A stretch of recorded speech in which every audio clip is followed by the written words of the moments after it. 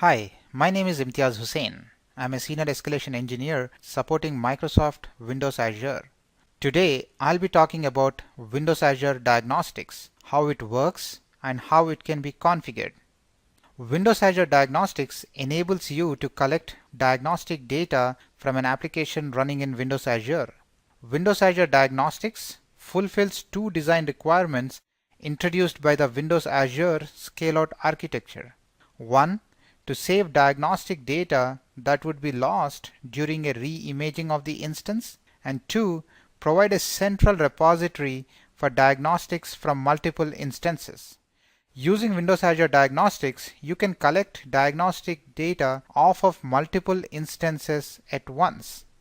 The architecture of Windows Azure Diagnostics is to first collect data on the instance and then persist the data to Windows Azure storage. The Diagnostics Monitor runs in Windows Azure and in the Windows Azure Compute Emulator to collect diagnostics data from a role instance. If the Diagnostics module has been imported into the service model for a role, the Diagnostics Monitor automatically starts when a role instance starts. Data sources must be added to the diagnostics configuration to collect diagnostic data. If you don't explicitly configure the diagnostics monitor, the default configuration will be used when the role starts. Only some of the available data sources are added to the diagnostics monitor by default. You can configure the collection of other data sources using the diagnostics.wad.cfg file, and we'll talk more about this shortly.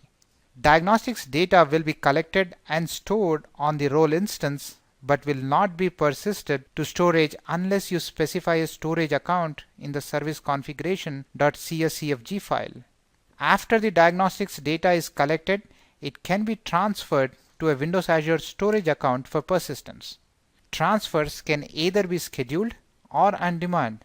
This allows you to save the data that may otherwise be lost due to re-imaging and also provides a centralized repository from multiple instances. By default, diagnostics logs are not persisted, so you will need to decide how much data you want to collect and when the logs should be transferred.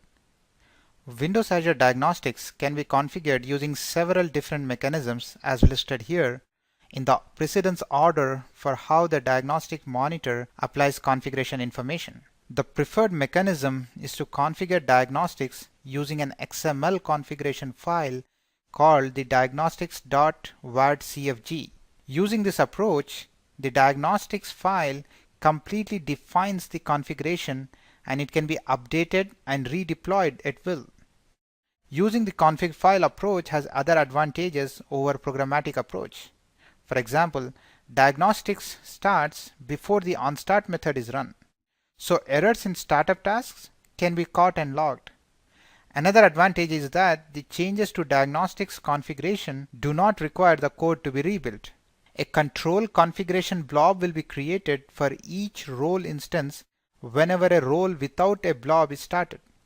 The WAD control container blob has the highest precedence for controlling behavior, and any changes to the blob will take effect the next time the instance polls for changes. The default polling interval is once per minute.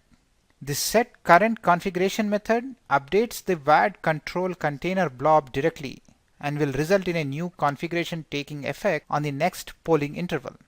This is the preferred mechanism for setting configuration programmatically. When a role imports the diagnostics module by using the service definition, the diagnostics module looks for a file called diagnostics.wad.cfg in the root directory of the worker role or the bin directory of the web role. If the configuration file exists in one of these locations when the diagnostics module is imported, the diagnostics monitor uses this config file for its settings.